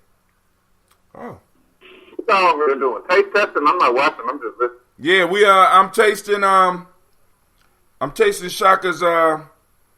He gave me a bottle of his drink. And it blew up on me. But now I'm sipping on it, and yo, it's kind of worth the wait. I mean, worth the wetness. I gotta give me some new pans though. It's strong. Well, actually, it's very mature. It's not strong. It has a light vinegar veneer, not taste, but then you could taste the sweetness deep down inside. Good God Almighty, this is a good job, Shaka. Nice color. You can tell Good description. Good description. Yo, the bubbles. Yeah. And I remember when you saw mine that I had sitting around for years, you said, I want mine to bubble like that. Well, them bubbled all up on my goddamn seat and all over my equipment. But it's real good. All right, now, back to the show. Cleveland! Bring me a towel. All right, so now it's time for the discussion. Lady J is back. Anybody got anything y'all want to discuss the article? Because I still got another 20 minutes to go. Or we could just go have a discussion. Quincy, what's on your mind, man? You sound like you got some place you trying to go with it. Yeah, I wanted to say about just a conversation I was having, man. Did a bottle bus? Oh. Am I on mute? Can you hear me? No, I can hear you. I can hear you. I was talking to my man Jesus, man. We was just chopping it up. You know what I'm saying? Oh, you just gonna keep on throwing that shit up, right? You gonna just keep on throwing up Jesus and shit. Go ahead. I was telling him about some of these trials and tribulations I be having out here. You know what I mean? He be telling niggas keep his head up. I appreciate that, Jesus. You a real one. You know what I mean? But I was telling him about this situation with the kids that I mentor. I was talking to him about ADOS. Kind of went off the script a little bit. You know, we were talking about ADOS. And it's all black kids, but there's this one girl who is, she was born in Togo, and her family is Ghanaian descent. Mm-hmm. So I had to say, I had to stick to my guns. Like, well, ADOS is specifically for American descendants of slavery. People who went through the slave, who actually have family who descend from people who went through slavery, the slave trade, and the whole thing. Right. So you said wait? No, I said right. I'm listening. Go ahead. So the girl, she got Ghanaian descent, and I was like, well, that technically doesn't apply to you. And then I kind of felt bad, you know what I mean, because she was kind of excluded. But then when I thought about it, then we continued the conversation. I was like, however, Ghanaian citizens have a specific reparations case against England. Right. Right. And Angola has a specific case against Portugal. Right. And Kenya has a specific case against France. I believe. Right. And India has a specific case against Britain. You see what I'm saying? And right. Right. Against a whole bunch of them motherfuckers. So it's not that we are sitting up here trying to make a claim and isolate ourselves from everybody. We're spearheading the whole shit to where everybody on the fucking planet needs to take Western nations to court and make them pay, everybody, because they've colonized and imperialized the entire country. And are benefiting heavily while leaving people behind. And what the brilliant part about the movement that, because Yvette Carnell and Antonio Moore are about y'all age. The brilliant thing that they brought to the movement that wasn't there before was the identity piece. Because with the whole identity piece, it allows us to focus our guns where it need to be. Because at one point in time, people was just talking about reparations against white supremacy. I don't know no court of white supremacy. I know a court of America. I know a court of Portugal. We wasn't specific with it. And what this movement has done, it has given us an identity in where we can go and credibly bring up this whole issue. Not just about going to court, but going to Congress and sending people up in Congress. And people gotta understand, is bigger than 2020. We're not just talking about 2020. This is going to be an ongoing struggle, because let's say something happened in 2020 and they put it on the books. They put it and it get passed. We got to make sure that every president after that is in support of it, because at any given time it could be canceled. And let's say you don't get it, we don't get nothing in 2020. That don't stop us from 2022. That don't stop us from 2024. That don't stop us from getting our young people ready and fired up to get up in there and fight for our shit. In more than one, in all the ways that we need to fight. And let's just say it like that. So, man, people be hella disrespectful, man. People need to learn how to use that mute button. Killing my ears and all that shucking and jiving in the background. What's shucking and driving? Who's shucking and jiving? I don't know. It sounds like somebody moving around scooting. Hey, who on here is shucking and jiving? We got a shucking and jiving call out. All shucking and jiving, stop. All right. So, and it's like, because, and then also, when you go to Africa, what you start finding out is that there's nobody really, how can I put it? They will call themselves African, but they will get very specific about where in Africa they are from and what group they belong to. And that's one thing that we have never really identified, and there's no crime against us identifying who we are. And if it offends people, you need to really look at those people and be like, why is me embracing something that I share with a group of people threatening to you? One of the things we got to realize that in war, in competition, you win if the other team is disorganized and confused. And for a long time, we've been disorganized and confused. Yeah. That's what Jesus was saying, too, man. He was like, yo, I think he was saying, like, y'all need to recognize how powerful this moment is, because by so many lies have been told. So if we present a level-headed case, that's our challenge as Black ADOS, is to stay level-headed and to start diving into data. Because if we present the data with a level head, then we've been lied on, we've been lied to by an organizing body that has for centuries claimed itself to be the moral savior of the planet, in a sense. That's kind of the close. But I think, I'm sorry. Go ahead. Well, I mean, so by poking holes in the facade that they've created, we're in the position now to bring the entirety of white supremacy, everything that white people have built over the centuries. We're in a position. I mean, we kind of always have been, but I think the moment is just more right. Oh, you feeling it now?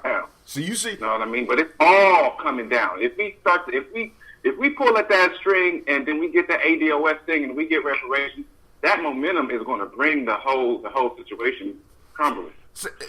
And this is important for me that you getting that being a younger brother, man, because the piece is, a lot of people don't understand, like you said, that moment, man, is timing. We are in a perfect time. And think about this. We've been preparing for something like this since I met you 10 years ago.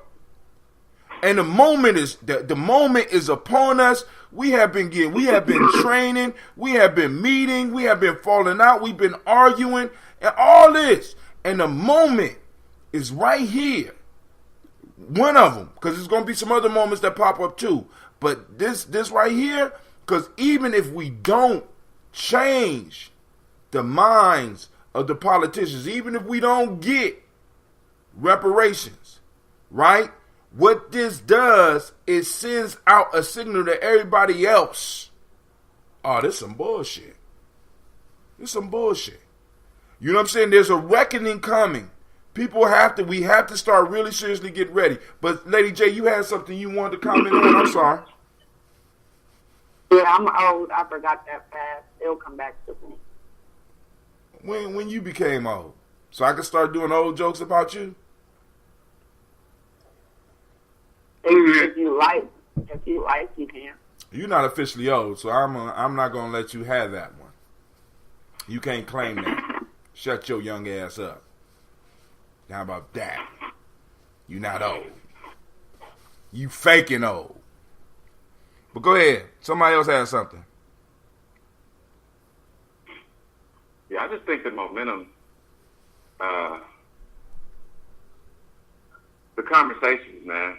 It's because while the moment the opportunity is there, I think that the key. One of the things you were saying not too long ago, maybe a few weeks or a month ago, something that you was kind of on, was that it's not all gonna happen at once. Like, and we still haven't reached a critical mass. Like you were talking about how we kind of got to be honest with where we're at. And we haven't reached a critical mass yet. We feel like, I hate to say it, man, the reality of where we at still is going to scare a lot of people, because the reality of it is that specifically at this phase, it's a lot of heavy lifting to be done. You know what I mean? Yeah. And by heavy, I mean sitting in the basement and studying for 5 hours straight to get, you know what I mean, one year, one name, one date, you know what I mean? That connects something. Because that's the thing, man. Like, going into the court of law, I think two things. On one hand, going into their court of laws and you know, using some of the legal precedents that they've set throughout their legal history, that's one thing. What I genuinely think was to come from this whole movement, if it's successful, what success would look like would be indigenous people or descendants of enslaved people, descendants of indigenous people around the world will start to be the courts. Ooh. Because you see what I'm saying? We can't. It doesn't even make sense to me to think. That's my whole thing with the whole R. Kelly shit. That I think a lot of people was missing from me was R. Kelly did it. It's obvious, it's simple. But no matter what, I always get. No matter what the fuck they did, I'm always uneasy about a black man getting judged by a white man. Period. Ooh. You know what I mean? Ooh. You know what? And maybe you might be one of the first ones to really be able to voice what that is, because it's like it's not necessarily that you want my R. Kelly to get off. It's just the fact of who and what he's being convicted by. Right. I can dig that shit. See, and I think one of the, because one that nigga to death ourselves in the streets to make a point. Because I'm about that. Let me take your fucking understand. hand off for stealing. Let me understand. So I just missed something because I had to take the headphones out. So the conversation just said that go back to R. Kelly real quick, please. The conversation said something? No. She missed your point. You said the major point that I was being an asshole. Forgive me. Okay, so I was saying that my concern with the R. Kelly, the whole R. Kelly situation is that he's being judged. I'm always uneasy to see a black man judged by a white man. That's no matter what the charge is, no matter how confident or how much I feel like the black man is guilty, I don't think that there's no type of justice that can be dispensed or dispatched to black people by white people. I just think it's a contradiction in terms. So you kind of been in favor of this like no snitching movement, right?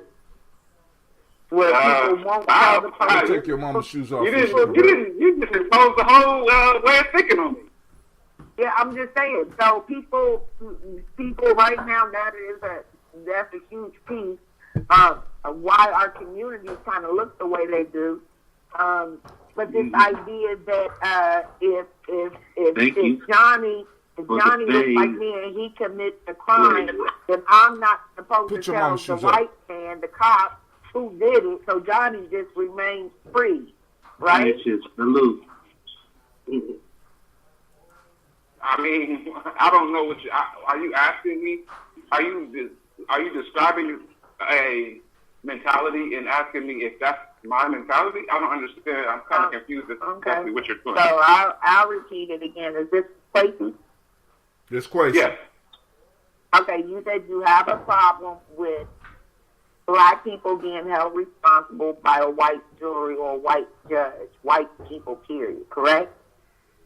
I mean... Is that what you just said? No, that's kind of close to what I just said. I guess it's close enough, I guess. It's close enough. Okay, so what I asked you, when I hear people talk or when I read stuff or when I see things, I watch things, I always try to connect it with my prior knowledge or some other things that are going on. And what I'm saying is I just made a connection, and what you just said made me think about a lot of people's mentality regarding the police and crime in the community. And so their thing is they won't call the police because the police are pigs, they're this, they're that. And so when people commit crimes and do things in the community, no one holds them responsible because it's not like the community is at the point where they're holding people responsible yet. No one holds them responsible, right? So I'm asking, my thing is, I heard what you said, but my thought on that is that doesn't help us unless we are policing ourselves, unless we have put together our own system of justice where these individuals will be held responsible. Now, the whole R. Kelly thing, that's a whole nother piece in itself, but like I said, it just makes me think about my community and the mentality of those people who live in my community, which, a lot of them share just what you just said. That whole idea that they don't want. But I just heard, I've been trying to stay out ladies' days with you. You provide me with such stimulation. It seems like when you kind of present both sides, like you kind of be having a conversation with yourself from both perspectives. You know what I mean? And it's pretty awesome to witness. I think you spoke of both perspectives, because that's why I was kind of asking, like, just being a little sly, I guess, asking, was you asking me a question, or were you telling me what my perspective was based off of something else that you heard me say? Yeah, I was asking you what's related, because like I said, I'm making connections. Don't mean that I'm making the right connections. But right. I see this and I hear this a lot.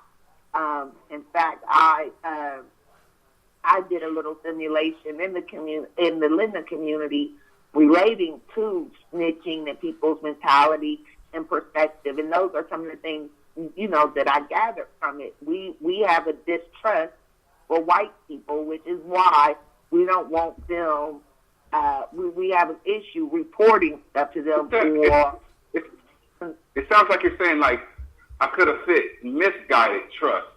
Misguided mistrust. From the way you're saying it, it's almost like what I'm hearing is almost as, I'm wondering, are you saying that we should trust white people more? I didn't say that. Okay. Yeah, that's what I'm saying. But I will say this. I will say this. The same point I just made. I'll make 2 points. One point is that people get paid to do a job. We pay taxes, and people are paid to do a job. And so I feel like people should be made to do their job. The second point is I don't want to live next door to robbers, rapists, and murderers. I don't give a fuck. I don't want my daughter out here living next door to no robber, rapist, or murderer. I don't want them in my community. And so if we are not in a situation where we're going to take care of it ourselves, then we should make the people who are paid to take care of it with our tax dollars, which we don't have a choice on paying, we should make them take care of it. Period. I hear what you're saying. And so I, with my experience working in the school, with my experience 4 years working in the juvenile detention, I have watched and witnessed as people who have committed heinous crimes, crimes against people that look like themselves in our community go free because people don't want to make people do their job, or people don't want to hold them accountable themselves. Period.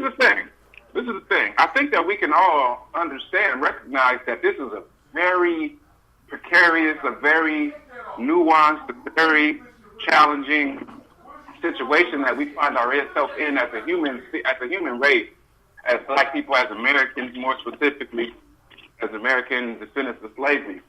All of our abilities to police ourselves have been intentionally and forcefully stripped away by a group of people who are willing to forcefully strip away the livelihood of another people. So now the people who have stripped away our livelihood and our ability to police ourselves, they install their police who have that same continued agenda, which was originally to strip us of our humanity. So while I do understand, it's almost, to me, it sounds like you're trying to make a simple solution out of a complex thing. Because on one hand, you don't have the systems in place to police ourselves. But it's not like we can't just ignore the fact that police are killing people and are raping people and getting off with it and are just violent and hostile in our communities and are disproportionately in our communities. And those the fact that they're disproportionately in our communities is directly correlated to crime statistics. You know what I mean? So let me say this. I do understand what you're saying. I think that we also need to look at the data. You're absolutely right. I do come up with simple solutions for complex situations. And one simple solution that I have for this complex situation is a dual piece. The same way we are cultivating our young people to go into areas of politics and education, we have to put them into the same areas of policing and things like that. We must require our community policing agencies to hire people from within that community to look like the demographics that they are policing. That is why is it so loud in the background?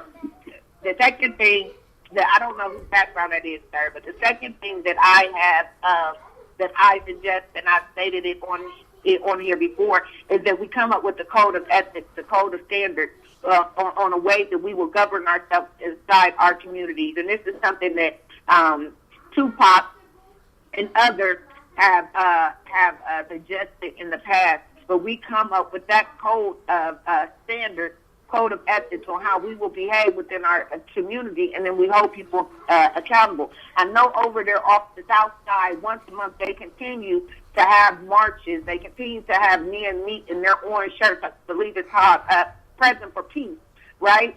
And these men walk around and they make themselves present. We need that throughout our Black community. So it is something that we can do. We're going to have to start holding each other accountable, and I think that that's easier done than said. I think it's easy done. I think that we make it complex, but I think that it requires us to be advocates. It requires us to speak out. It requires us to point or when things happen that are counterproductive to our progression, that we speak on them instead of ignoring them like we have become accustomed to doing. Hello? I think that foundationally, I think criticism and critique is the number one thing that needs to learn how to flourish in the Black community again. Criticism and critique, healthy criticism and critique, needs to learn how to flourish in the Black community again, because we're too comfortable being stagnant. We're too comfortable having hit certain levels and being at that place, and then like kind of mastering that place, or at least in my mind thinking we mastered a certain level, and then just getting comfortable there and not continuing to progress. You know what I mean? Like, I was talking to my little cousin the other day, man. She's 12 years old, and you know, her pops ain't around and everything, so I get the I get the opportunity to be that kind of male figure in her life. And she's kind of going through some situations right now where, you know, single mom, so of course they don't have a lot of money, they be moving. So she about to have to start at a new school. And she was bummed out about it. And I was telling her, like, yo, it might suck right now, but when you become an adult, you're going to have developed a skill for making new friends and feeling comfortable in different situations, and always being able to kind of move between situations. You're never going to be too overwhelmed with something that's fresh. And I think I was telling her that that's a dope-ass life skill, because a lot of people, like that dude or that chick that went to the same school their whole life, like transitioned from elementary to middle school to high school and had the same friends and was popular in their friend group and had nice shoes and clothes. They get, and I know a lot of people like that. They get kind of complacent. They get stuck in that role of, oh, I'm the big homie. I'm that bitch. You see what I'm saying? I'm whatever.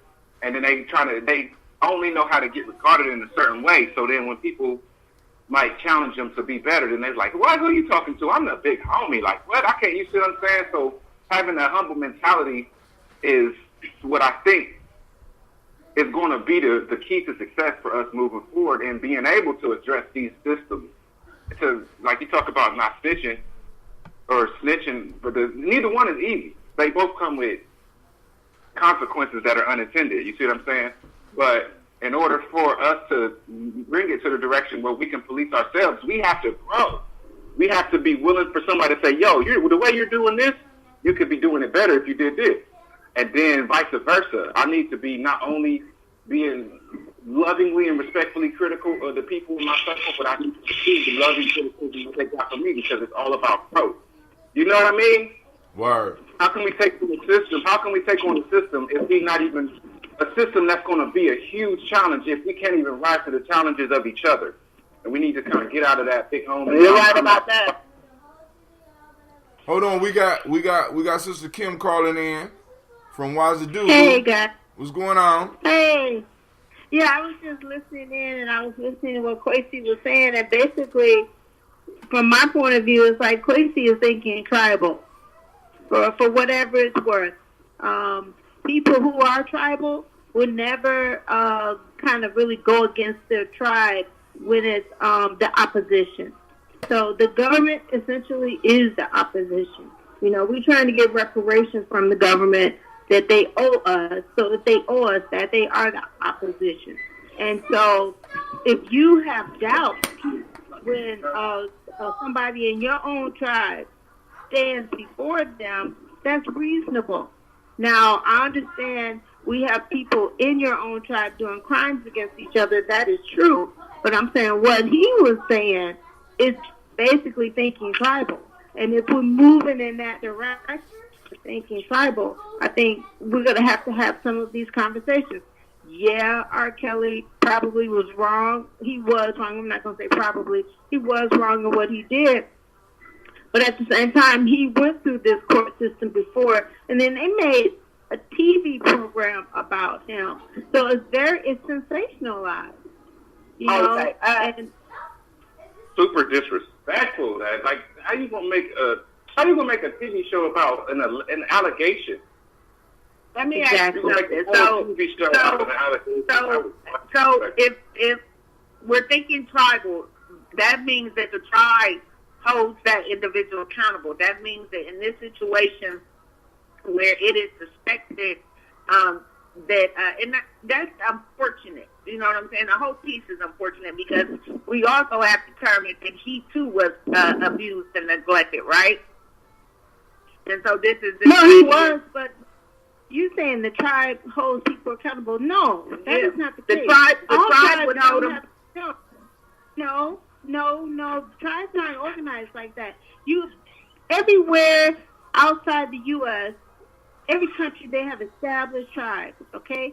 And those tribes don't have a justice system. They don't hold each other accountable. But what they do is they stick together. They do. So let me ask together. You this. Let me ask you this. So a few years ago, right? So a few years ago, my kid's father was murdered, right? He was murdered. He was at a bar. He gets into an altercation with someone. He walks out of the bar. Someone who is known to people because they were all at the bar together murders him. Instead of the people calling the police, they call every person in Columbus because he was well known. They call every person in Columbus, so therefore I know that he's dead and laying in the alley before the police know.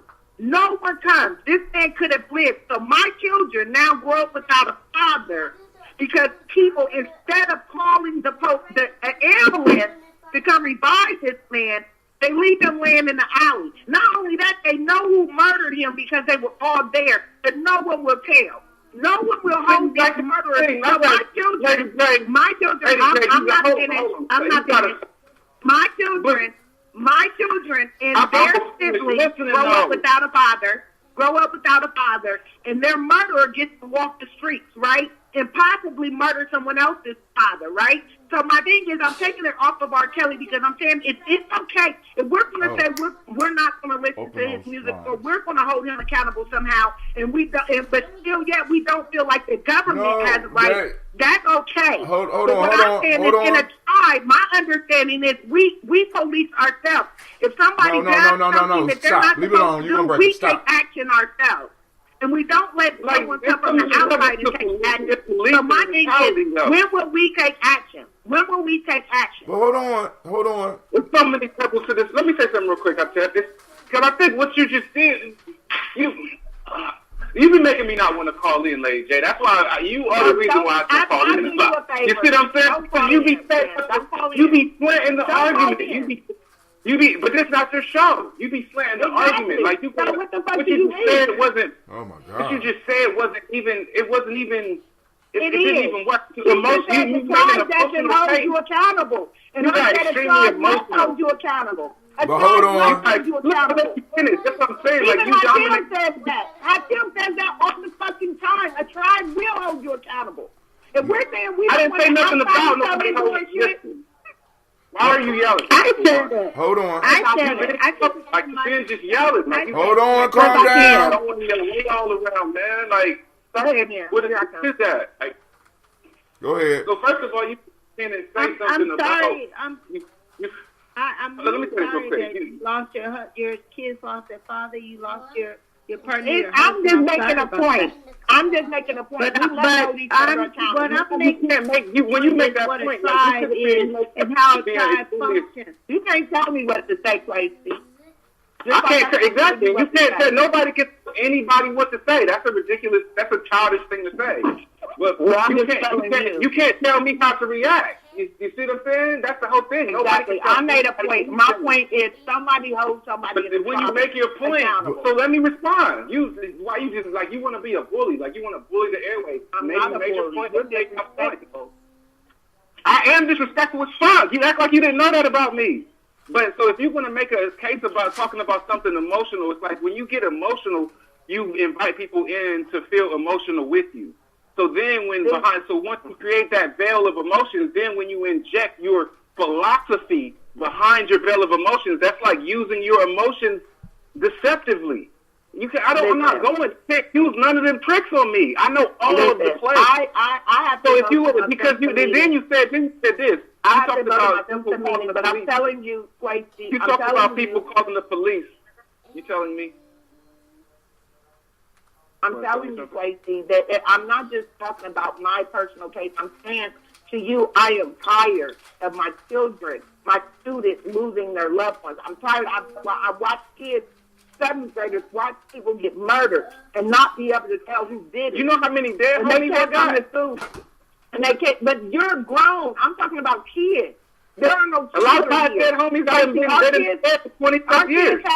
Our kids have to live in fear. And what I'm saying is, if we're not going to allow the police, and I understand why we have a mistrust for the police. I understand it. But you know what? But hold on. You know that's where this conversation started. We have to create a system. We have to create a system. Hold on, Lady J. Lady J. Lady J. Wait, hold on. Stop.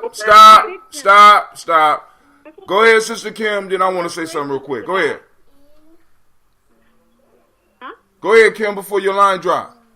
No, I just said that's the whole case for reparations. We can't create a system. We flat broke. We're at the bottom of society. You can't create a system when you're at the bottom. No, you can't. That's it.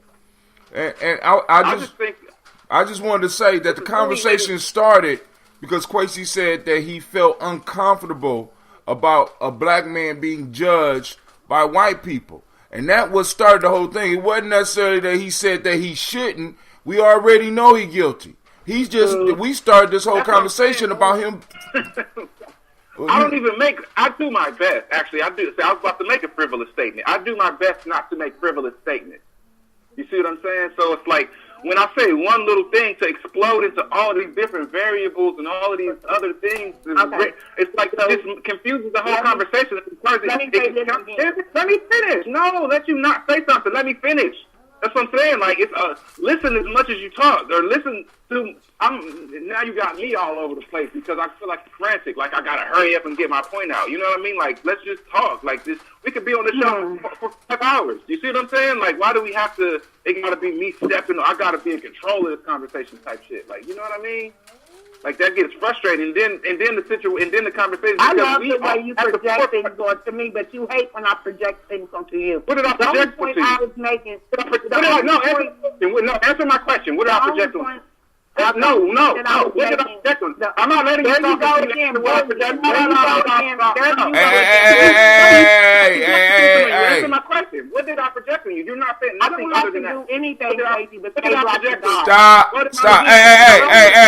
Hey, listen. I can talk loud and get ignorant too. Hey. Everybody can do that. Somebody said. Stop. I didn't say you were. All right, here we go. Everybody can get loud. There you go again. Stop. God damn it. Listen, family, we at the 2-hour mark. So I want everybody to be able to make a closing statement because I got to do some stuff today. And it's like good conversation. But it's taking long, and I want everybody to be able to make a closing statement, please. Because we started off talking about reparations. We moved into justice and developing a system of justice. Now, make a closing statement. I'm taking the mutes off. Hold on. All right, we're gonna start with Miss Kim. Can I make my statement first? Hold on, we gonna stop. Started at 1:00. What? I'm sitting outside my meeting. I have to go in. It starts at 1:00. Okay, go ahead, Lady J. Thank you. I just want to clear the air. I too am. I think sometimes I'm misunderstood. I was in favor of what Quincy said. I was in favor of what Quincy said in regards to having people from outside holding us accountable and how uncomfortable it makes me feel. I too feel that way. But what I suggest is that we do what we can at the level of where we're at. And so what I was saying is that somehow we have to develop a system where we hold each other accountable, where we say what will be acceptable in our community and what will not be acceptable in our community. And if we do not feel comfortable calling the police, that there is some way that we develop a system where we can deal with matters of certain levels of injustice. I just want to remind you all that I do believe that we are in the midst of the Great Awakening. The fact that we are having discussions about reparations definitely supports this mindset. I want to encourage everyone to do something every day in support of the movement. That could be as small as reading a book or an article, which Tim did today on this show, discussing it, donating to a cause, volunteering your time and/or services, using your social media networks to enlighten and inform. Also participate politically. It's most important that we participate politically. And that's in all ways. We can sign petitions, we can march, we can plan peaceful protests, and we can also participate in boycotts. Remember, if we want change, we have to learn how to keep more change in our pockets. The choices are, this is up to us. Let's do everything that we can to facilitate change in our communities. Have a great day, you guys. You too. Sister Kim, go ahead before your line drops. Only thing I was going to say is we can't do much without money. America is the land of the billionaires. Yes. And if you're not even a thousandaire, you can't do much. So that's all I got to say. We got to do this if we want to do something. We got to get that reparations if we want to do something in America. Okay. Next. Who's next? We got Quasi and Shaka on the phone. Who want to do their closing statement? Yeah. I don't know. It's an intense conversations be getting real. I be getting a little frustrated. People be getting frustrated. Yeah. I think I still choose to come back though. You know, I think that's the important thing is being frustrated. It's a frustrating situation we're dealing with. Yes, it is. You know, behind the scenes, me and Lady J can talk on different levels, so I don't want nobody to get put off by what you see on the air. You know, it's all part of and we the illusion. Don't, and we're not, those that get put off by it, we're not even, you know what I'm saying, don't even, you know what I'm saying, they wasn't meant to be here anyway. Because that's family. Family have strong discussions. We supposed to. That's why some of us don't go to Thanksgiving dinner at some of our families' houses, because it's strong discussions. So. But I do think with that being said, I don't know, I think I might help a lot of people necessarily understand where I'm coming from when I say that I'm starting to understand the certain truth to women should be seen and not heard. Oh my God. Oh shit, I pissed off everybody. Oh my God. You just like starting shit. Tell them about your show tonight, man. Okay. Well, this is the thing though, real quick. If a woman say something to a man and then the man wants to fight her, men aren't supposed to fight women, right? So then if a man and a woman get into it, then the woman has to call the man in her tribe. So now the tribe is involved. But if two men get into it out somewhere, then they could just go, they could just tussle, and it could just be over. You see what I'm saying? So it's definitely some science behind that. You know what I mean? So tonight we're going to be doing our thing tonight at 6 o'clock in F83. We probably going to touch back on some of the things we were talking about last week. I think Jesus is on vacation, so he might not be able to make it this week, but we're going to pick up where we left off because that's a hot button issue. Talking about religion and spirituality and how that plays in our progression as people. And I don't know, we touch a little bit on that masculine and feminine piece too. All right. Brother Shaka, it's on you. So what you going to do? Are you there? Yeah, I'm here, man. Hey, getting back to this Red June from last year. Go ahead. I'm going to sip a little bit more. I got to save something for tomorrow, though. Hey, man. This is it's so refreshing. Like that champagne thing. Uh-huh. Man, and mine was chilled because it was out in the trunk. Hey, mine's been sitting up here. It's been just chilling up here. But I'm kind of excited because that bottle you gave me has a cork on top. And because it had that cage on top of it, it was able to maintain the pressure as well as not blow up. So I'm kind of encouraged. I might be getting me some bottles like this to ship my stuff out in. But I got to see how much they are. Yeah. Not even to ship it out. To have, so I can start developing my own personal stock. You know what I'm saying? So, but go ahead, man. That's your closing statement. You want to close on your Red June? Yeah, I'm gonna close right there because I'm just feeling very euphoric right now. Is that the word I'm looking for? Yeah. Yeah. I mean, yeah. So, yeah. Thanks for putting me on with this Scobie. That's what we do. I mean, this is some powerful stuff over here. That's what we do. All right, family. Yo, I want to thank you for tuning in to the Journey discussion. Families argue. That's what we do. Sometimes we fall out. Sometimes we fall in. You know what I'm saying? But when the chips are down, who else can you count on but family? So I want to make sure that you understand here, your hustle builds muscle. And this is the congregation of the mighty. So if you ain't strong enough to handle it, stay away, right? This is Gye-Nyame Journey Media. This is a Heart of December production, and we have just done another daily toast. Well, you know we don't do nothing but strive to blow up your old paradigms, and guess what? I'm out.